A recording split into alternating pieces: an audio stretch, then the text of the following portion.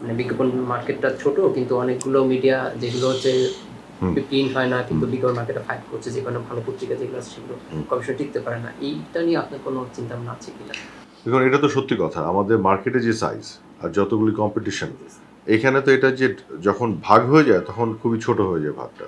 সেটা খুবই competitive market হয়ে গেছে। এটা আরেকটা কারণ হচ্ছে যে এত বিদেশি চ্যানেল এখানে, সেই বিদেশি চ্যানেলগুলি কোনো পলিসি ছাড়া বাংলাদেশে আসলে ঢুকানো হয়েছিল। আপনাদের যদি মনে থাকে 91, 92, 93 সালে, যে একটা কেবল চ্যানেল টেলিভিশনের পিছে আপনি যদি হুক করে দেন সব কিছু খুলে যায়, এবং সেভাবেই চলে আসছে কিন্তু।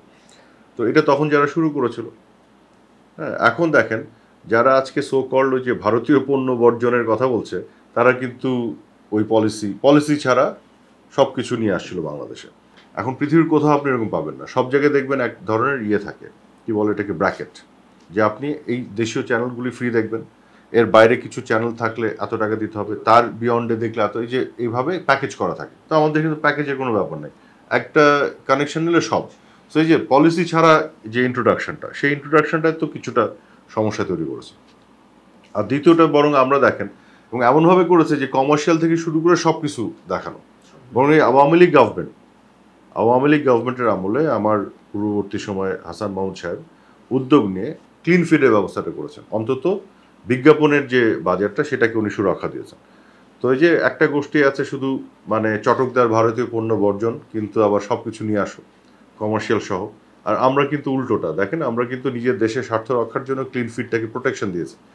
তো সেক্ষেত্রে যদি আমাদের এখন ভালো জিনিস আবার আসার দরকার আছে কম্পিটিশনের জন্য। আপনি যদি সব বন্ধ করতে থাকেন, তখন কিন্তু দেশীয় যে ইন্ডাস্ট্রি, সেও আবার কম্পিটিশন ফেস না করলে তার কোয়ালিটি এনহ্যান্স হয় না। তো এটাকে ব্যালেন্স করে করতে হবে। পত্রিকার ক্ষেত্রেও তো এরকম বলা হয় যে আপনার সরকারি যে বিজ্ঞাপনের সাইজ, সেটা দেখা যাচ্ছে যে অনেক যে পত্রিকাগুলো সপ্তাহে মানে প্রিন্ট 5টা 10টা প্রিন্ট হয়, তারা বিজ্ঞাপন পাওয়া যাচ্ছে।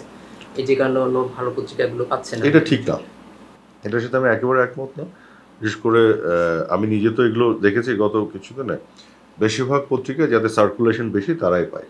তবে কিছু কিছু পত্রিকা আছে, ধরেন সার্কুলেশন একটু কম হলেও তাদের একটা ব্র্যান্ডিং আছে, ঐতিহ্য আছে, অনেক পুরনো পত্রিকা, সেগুলোকে আপনার কনসিডারেশন নিতে হয়। আবার কিছু পত্রিকা আছে, ধরেন ব্র্যান্ডিংটা ওরকম নাই, সার্কুলেশন কম, কিন্তু এই পত্রিকার পিছিয়ে একজন বড় সম্পাদক আছে, যার একটা ট্র্যাক রেকর্ড আছে, সেটাকে আপনার সম্মান দেখাতে হয়।